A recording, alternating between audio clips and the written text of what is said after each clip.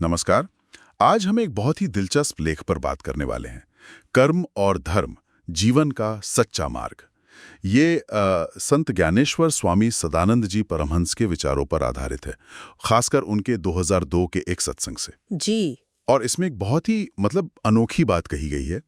उनका दावा था कि जीव, ईश्वर और परमेश्वर, ये तीनों बिल्कुल अलग अलग सत्ताएं हैं। हाँ, ये वाकई ध्यान खींचने वाली बात है ना?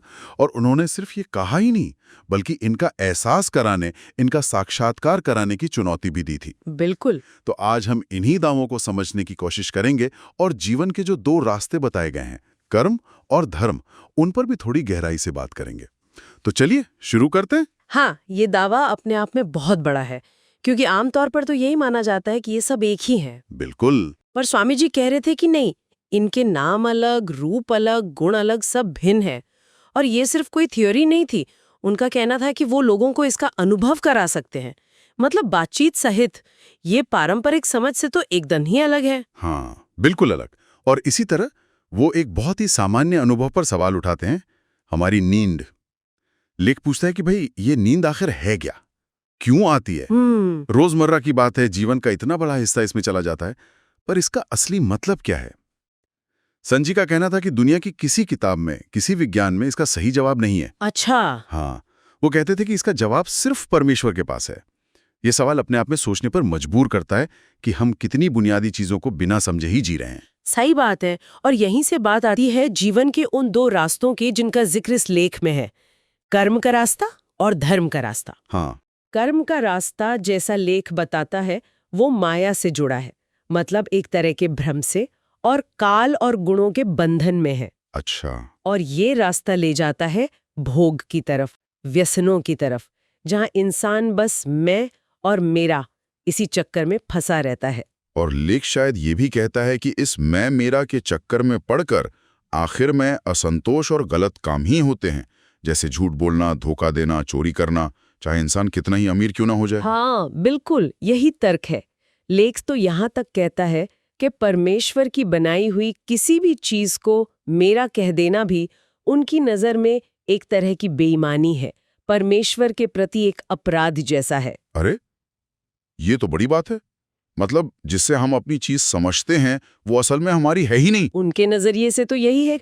ये विचार ही अपने आप में कितना अलग है। तो फिर दूसरा रास्ता क्या है? इसका समाधान क्या है? हाँ, तो दूसरा रास्ता बताया गया है धर्म का, और ये रास्ता जुड़ा है मोक्ष से और सीधा भगवान से। अच्छा। यहाँ जीवन का आधार कर्म और भोग नहीं रहता, बल्कि धर्म और मोक्ष बन जाता है। और लेख का दावा है कि जो इस रास्ते पर चलता है ना, उसके जीवन में कभी कोई कमी नहीं रहती। कमी नहीं रहती? हाँ, उसे झूठ फरेब का सहारा लेने की जरूरत ही नहीं पड़ती। उसे सच्ची शांति मिलती है, वही वाली स्थिति जो कहते हैं ना, चाहा गई, चिंता गई, मनवा बेपरवाह। वाह, सुनने में तो ये बहुत ही अच्छा लग रहा है। लेकिन इस शांति तक, इस अवस्था तक पहुंचने का तरीका क्या है? मतलब कोई खास पूजा पाठ या कोई साधना? नहीं नहीं, लेख ये साफ करता है कि रास्ता किसी जंतर मंतर या तंत्र वंत्र से नहीं जाता। ये जाता है तत्व ज्ञान से। तत्व ज्ञान मतलब जो मूल सत्य है, जो असलियत है, उसका ज्ञान, सिद्धांतों का ज्ञान। और दावा तो ये है कि इस ज्ञान से सच्चाई का दर्शन, उसका अनुभव कुछ ही सेकंड में हो सकता है, मिनटों की भी बात नहीं। सेकंड्स में? और इसकी कोई कीमत नहीं? ये कैसे मुमकिन है? देखिए, संसारिक कीमत कोई नहीं है, पैसे वैसे नहीं लगते, लेकिन हाँ, एक कीमत जरूर है। वो क्या? वो कीमत है अपने अंदर जो माया का झूठ है, जो मैं मेरा का भाव है, उसे छोड़ने की तैयारी, उसे छोड़ने की सच्ची इच्छा। लेख में एक बड़ा अच्छा उदाहरण दिया है। जैसे बैंक है, अगर आपका 50 रुपए का भी पुराना कर्ज बाकी है तो वो आपको नया लोन नहीं देगा। बस वैसे ही जब तक इंसान झूठ को, अपने भ्रम को पकड़े रहेगा, तब तक उसे सत्य का अनुभव कैसे होगा? तो वो पुरानी धारणाएं, वो अहंकार, उसे छोड़ने के लिए तैयार होना पड़ेगा। समझ गया। तो मतलब ये नहीं कि घर बार छोड़ दो या जिम्मेदारियां छोड़ दो। नहीं, बिल्कुल नहीं। बल्कि जीवन को देखने का, जीने का नजरिया बदलना है, उसका आधार बदलना है।